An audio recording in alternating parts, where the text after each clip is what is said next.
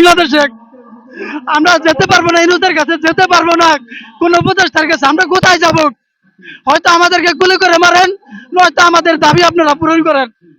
ওই BIW office Awami লীগের একটা আস্তানা, ওই আস্তানা আপনারা রুখে দেন, ওই আস্তানা আপনারা রুখে দেন। আমরা আর আওয়ামী লীগের দোষরদেরকে দেখতে চাই না। আমরা অনেক অত্যাচারিত নির্যাতিত হয়েছি। আমাদের পরিবারের অবস্থা যদি আপনারা জানেন তাহলে মহাভারতের গল্প হার মানবে। আমরা কোথায় যাব? আমাদেরকে চিহ্নিত করা হচ্ছে। আমরা এই রাষ্ট্রে সবচেয়ে অবহেলিত নির্যাতিত, আমাদেরকে চিহ্নিত করা হচ্ছে আমরা আওয়ামী লীগ। আবার যখন বিএনপি আসবে বলবে আমরা আওয়ামী লীগ, আওয়ামী লীগের সময় আমরা বিএনপি। আমরা আসলে ঠিক, আমরা আসলে কোনো রাজনৈতিক দল না। আমরা এই দেশের বঞ্চিত মেধাবী ছাত্রছাত্রীরা, আমাদের ভাইবের রেজাল্ট এখন দেওয়া হচ্ছে না কেন? আমি ডক্টর ইনুজ স্যারকে বলবো, আপনি এটার যথাযথ ব্যবস্থা নিয়ে আমাদেরকে অনতিবিলম্বে 1 সপ্তাহের ভিতরে আমাদেরকে নিয়োগ দেন, আমাদেরকে 1 সপ্তাহের ভিতরে নিয়োগ দেন।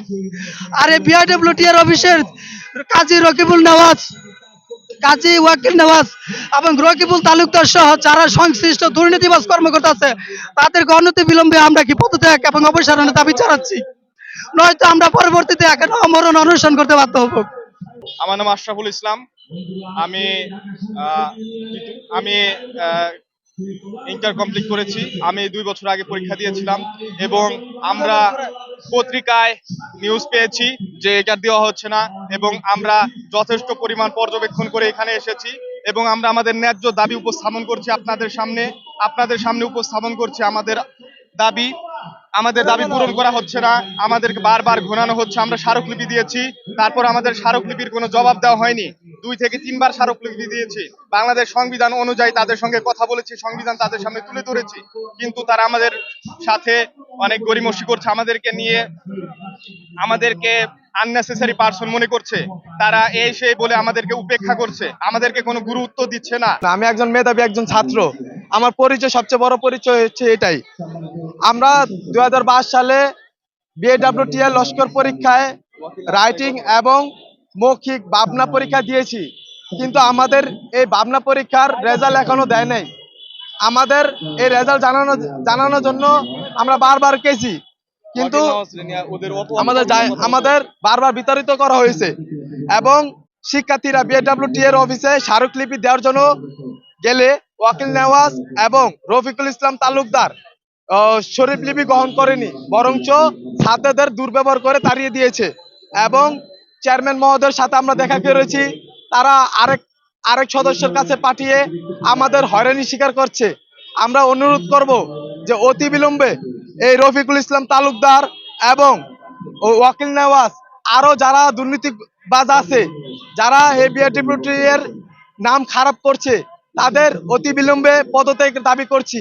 আমরা এই ছাত্র সমাজ এবং আমাদের দ্রুত আমাদের এই ভাবনা পরীক্ষা, ভাইবা পরীক্ষা আমাদের যে জানানো হয়, কারণ আমরা হাজার হাজার বেকার যুবক আজ রাজপথে। আমরা কোথায় যাব, কোথায় কর্মসংস্থান খুঁজবো? আমাদের যাওয়ার কোনো জায়গা নাই।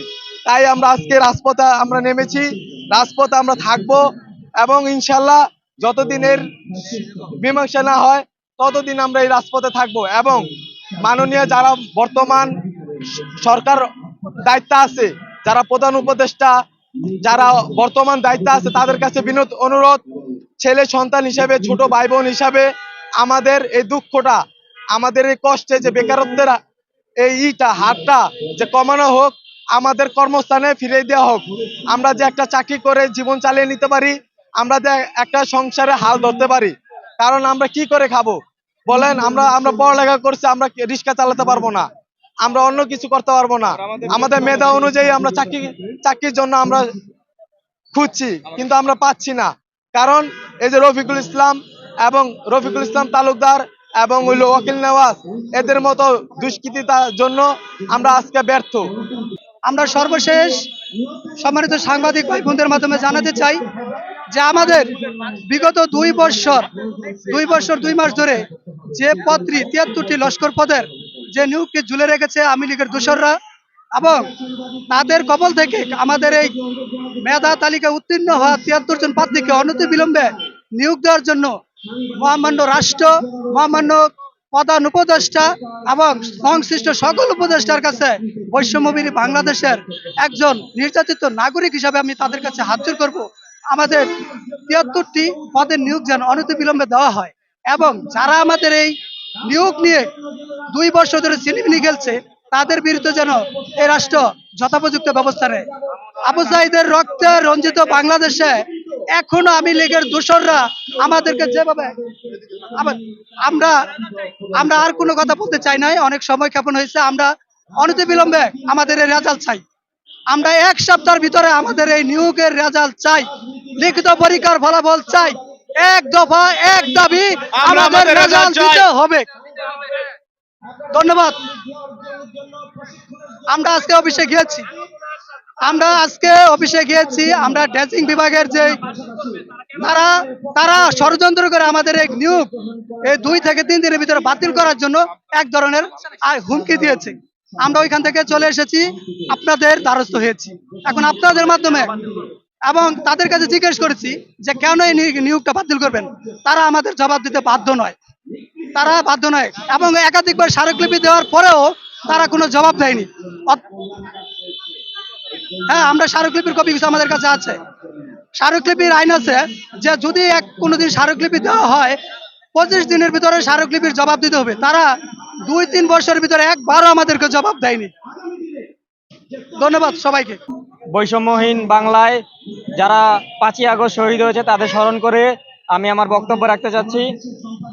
বিআইডব্লিউটিএ ২০২২ সালের নিয়োগ বিজ্ঞপ্তি প্রকাশ করা হয়। সেখানে একটি পদ ছিল লস্কর পদ, পদসংখ্যা ছিল ৭৩টি। ২৪ ক্যাটাগরির মধ্যে এই একটি পদ ছিল, যেই পদের অদ্যাবধি রেজাল্ট হয়নি, এখন পর্যন্ত চূড়ান্ত ফলাফল প্রকাশ করেনি। ২০২২ সালের লিখিত পরীক্ষা এবং মৌখিক পরীক্ষা সম্পূর্ণ হলেও ২ বছর ১ মাস হয়ে গেলেও এখন পর্যন্ত রেজাল্ট প্রকাশ করতে সক্ষম হয়নি বিভাগ।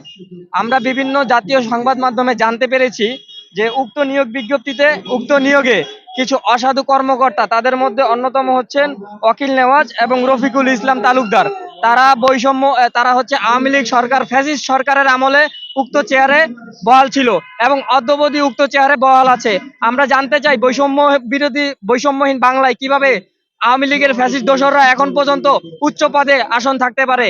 তাদের কাছে আমরা যখন বারবার গিয়েছি, তাগাদা দিয়েছি উক্ত ফলাফল প্রকাশের জন্য, তারা আমাদের বলেছে আমরা বিশেষ গোষ্ঠীর, কিন্তু আমরা দ্ব্যর্থহীন কণ্ঠে বলতে চাই তারা সেই ফ্যাসিস্ট সরকারের আমলে যে চেয়ারে বসেছিল আজ পর্যন্ত এখন পর্যন্ত সেই চেয়ারে তবিয়ত বহালে আছে এবং তারা তাদের নীতিকে বাস্তবায়ন করার জন্য আমাদের বিভিন্ন ট্যাগে তারা তাড়িয়ে দিচ্ছে এবং আমাদের ফলাফল প্রকাশে গড়িমসি করতেছে। আমরা চাই উক্ত পদের দ্রুত ফলাফল প্রকাশ করা হোক। আমাদের একটাই দাবি, আর কোনো দাবি নেই। মাননীয় উপদেষ্টা বরাবর আমাদের একটাই দাবি, যেন উক্ত নিয়োগ বিজ্ঞপ্তি ফলাফলটি দ্রুতভাবে চূড়ান্তভাবে ফলাফল প্রকাশ করা হয় এবং ৭৩টি পরিবার যেন কর্মসংস্থানের সুযোগ পায়। ধন্যবাদ সবাইকে। আসসালামু আলাইকুম।